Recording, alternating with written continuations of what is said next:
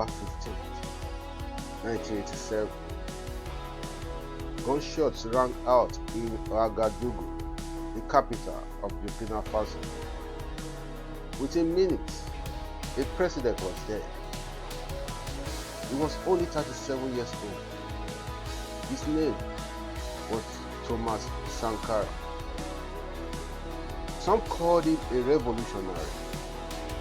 Some called him dangerous. Others called him Africa's Che Guevara.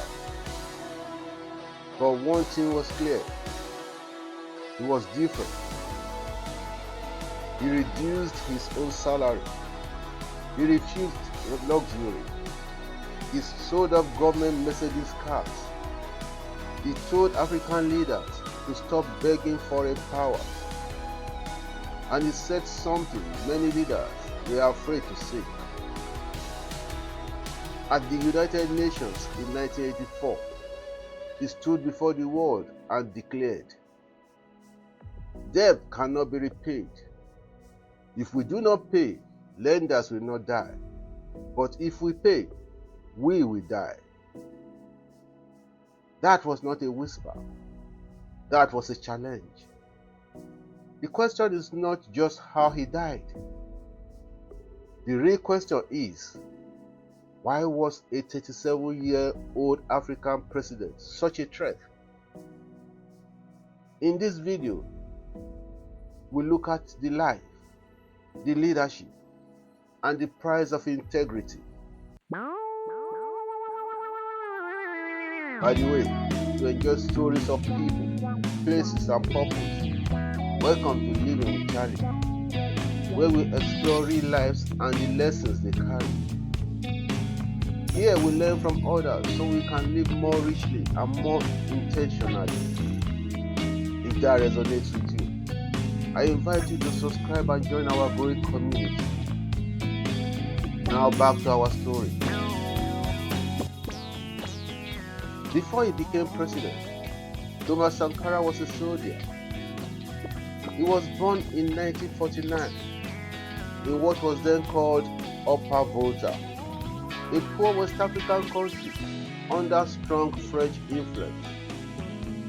From a young age, he was disciplined, serious, focused. He joined the military as an officer. But Sankara was not just a man of guns. He loved music. He played the guitar. He read books about revolution and African independence. When he traveled to Madagascar for military training, he witnessed a popular uprising. He saw ordinary people challenge power. That experience changed him. He began to ask questions. Why was Africa still poor after independence? Why were leaders living in comfort while citizens suffered? Why were foreign countries still controlling African economies? To him, independence was not just about flags and national anthems. It was about dignity. It was about self-respect.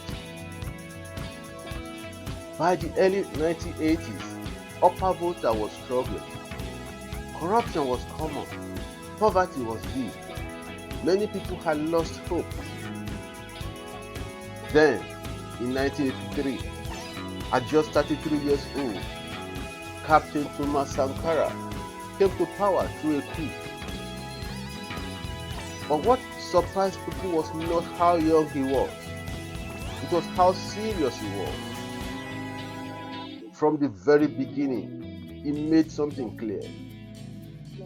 Leadership is not enjoyment. Leadership is sacrifice. He told his ministers, "We must live like the people. No big cars, no unnecessary luxury, no waste." He believed that a leader must set the example. And that belief will soon shake the entire system. Because when a leader refuses to play the game, the game fights back. When Thomas Sankara became president in 1983, many people expected him to behave like other African leaders. Big house, long convoy, heavy security, foreign trips, luxury lifestyle. But that was not who he was. First, he reduced his own salary. Then he sold off the fleet of expensive government Mercedes cars. Ministers were told to drive simple cars. Sankara himself drove a modest Renault 5. Sometimes he even rode a bicycle. To some people, it looked like drama, but to him, it was principle. He believed that a poor country should not have rich leaders. And that was just the beginning. He changed the country's name from Upper Volta to Burkina Faso, meaning land of upright people. It was not just a new name, it was a new identity. He wanted citizens to stand tall, to feel proud, to believe that integrity mattered. Then he faced one of Africa's biggest problems: health. Within 1 year, his government carried out a massive vaccination campaign. Millions of children were vaccinated against measles, yellow fever, and meningitis. In villages where hospitals were far away, mobile health teams were sent out. For many families, it was the first time government reached them. Next, he attacked hunger. He encouraged farmers to grow more food locally instead of depending on imports. Land was redistributed. Local production was promoted. Within a few years, Burkina Faso became almost self-sufficient in food. For a small, poor country, that was a big achievement. But Sankara did not stop there. He spoke openly about women's rights. In the 1980s, when many African leaders avoided such topics, he banned forced marriage. He banned female genital mutilation. He appointed women into government positions. He even made men to go to the market once a week to understand the burden women carried. Some people laughed. Some people were uncomfortable. But Sankara did not care about popularity. He cared about justice. He also planted millions of trees to fight desertification. He promoted local clothing instead of foreign suits. He told citizens, we must consume what we produce. To some African leaders, this was dangerous because while they were building private wealth, Sankara was building discipline. While they were shaking hands quietly with foreign powers, Sankara was speaking boldly about independence. And slowly, something began to happen. Ordinary people admired him, but powerful people began to feel threatened. Because when a leader refuses corruption, he exposes those who depend on it. And when a leader refuses foreign control, he attracts attention far beyond his borders. Thomas Sankara was not just reforming a country, he was challenging a system. And systems do not give up power easily.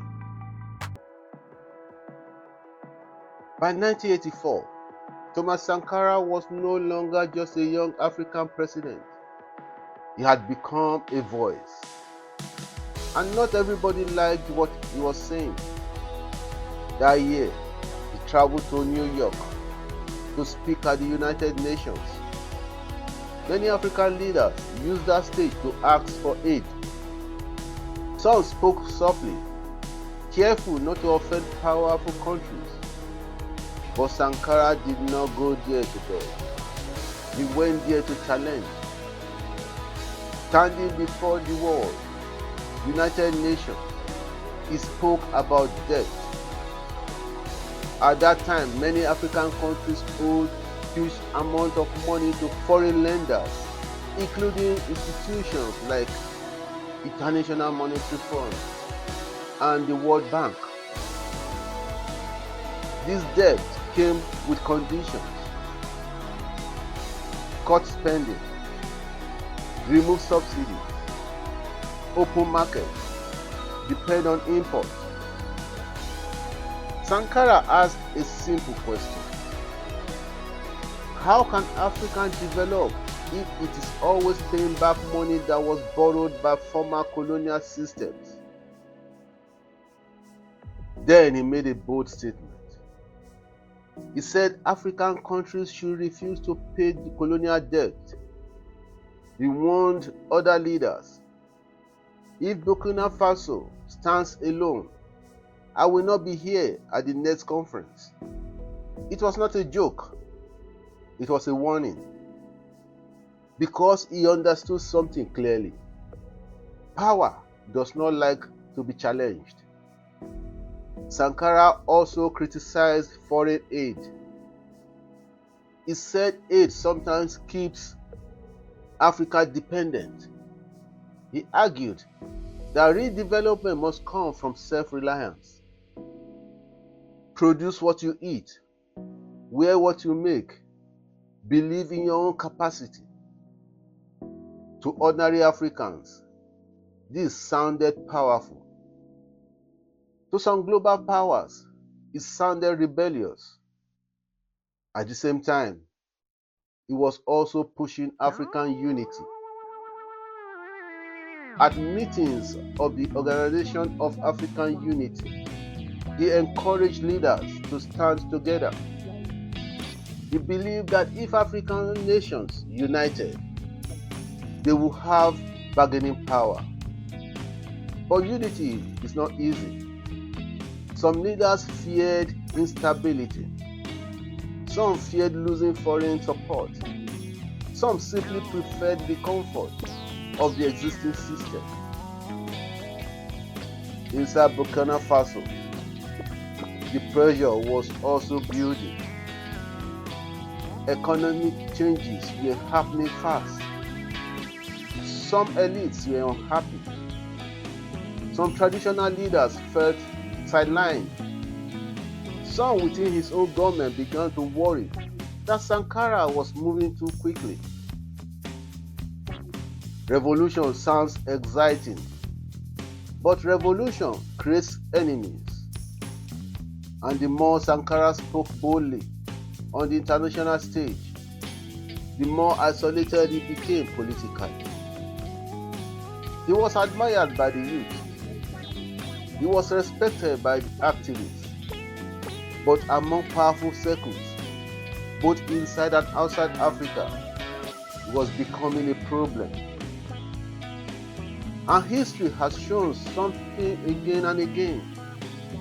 When a leader challenges both local interests and global interests at the same time, he stands on dangerous ground. In 1987, the tension was no longer hidden. Friends were becoming distant. Allies were becoming silent. And somewhere, decisions were being made. The kind of decisions that change history forever. Every revolution has a moment when things begin to slow down. By 1986 and early 1987, Thomas Sankara was facing pressure from many sides. Some businessmen were unhappy with his anti-corruption policy. Some traditional chiefs felt their influence was reducing. Some civil servants complained that reforms were too strict. Even within his inner circle, there were disagreements. One of the closest people to him was Blaise Compaoré. They were friends. They had come to power together in 1983. They believed in change. But over time, differences began to grow. Some say Compaoré preferred a slower approach.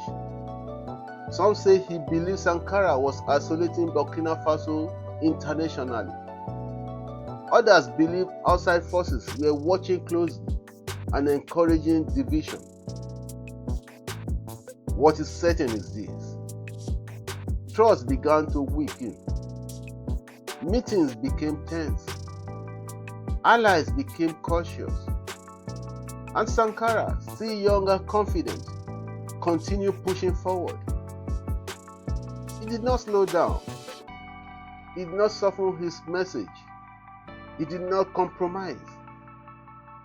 On October 15, 1987, Sankara was attending a meeting with members of his government in Ouagadougou. Gunshots suddenly filled the air. Within minutes, Thomas Sankara and 12 of his officials were dead. He was 37 years old. The official statement at the time described it as a coup. Very quickly, Blaise Compaoré took power. The revolutionary government was dissolved. Many of Sankara's policies were reversed. Burkina Faso began to reconnect more closely with Western powers. And just like that, 4 intense years came to an end. For some citizens, it was relief. For many others, it was heartbreak. A young leader who had promised dignity and discipline was gone. And once again, Africa had lost a president not to old age, but to violence. Years later, investigations and court proceedings will examine the circumstances surrounding his death. But in 1987, one thing was clear. Thomas Sankara had warned the world, "If Burkina Faso stands alone, I will not be here." He was right. Because when a man refuses to compromise with power, power sometimes removes the man. Now the question changes. Not just how he died, but what his death means. What did Africa lose? After the death of Thomas Sankara, Burkina Faso entered a new era. Blaise Compaoré ruled the country for 27 years. Many of Sankara's radical policies were softened or reversed. The strong anti-imperialist tone reduced. Foreign relationships improved. International institutions returned.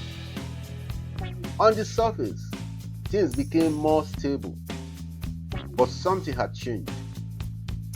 The bold experiment in strict integrity was over. The question became, was Sankara too rigid? Was he too fast? Or was he simply ahead of his time? For years, speaking openly about him was sensitive. His name slowly disappeared from official spaces. But something interesting happened. While governments became quiet about him, young people did not forget him. Across Africa, his speeches began to circulate again. Students shared his quotes. Activists printed his image on t-shirts. Murals appeared on city walls. To many young Africans, Sankara represented something rare. A leader who lived what he preached. Not perfect, not flawless, but consistent. And that consistency is powerful. In 2014, after nearly 3 decades in power, Blaise Compaoré was forced to resign following mass protests in Burkina Faso. Crowds filled the streets, and among the chants and placards, one name returned strongly: Sankara. History had turned a full circle. It raised a serious question for Africa. Why do leaders who try to challenge corruption often struggle to survive politically? Is integrity sustainable in a system built on compromise? Can a country truly be independent in a global economy controlled by stronger nations? These are not simple questions, but they matter. Because Sankara's life forces us to examine something uncomfortable. Maybe Africa's problem is not a lack of intelligent leaders. Maybe it is the cost attached to honesty. Thomas Sankara governed for only 4 years, but decades later, his name still creates discussion. That tells us something. Some leaders rule for 30 years and are forgotten. Others rule for 4 and become symbols. And symbols do not die easily. But admiration alone is not enough. The final question is not whether Sankara was brave. The final question is Africa ready now for the kind of leadership he represented? Decades have passed since Thomas Sankara ruled Burkina Faso, but his ideas still speak loudly, clearly. Look around Africa today. Corruption is still everywhere. Leaders still live in luxury while citizens struggle. Debt continues to grow. Foreign influence still shapes decisions. Now ask yourself, could a man like Sankara lead a country today? Could he drive a Renault 5, sell off luxury cars, plant trees, promote women, fight corruption, and survive politically? Maybe, maybe not.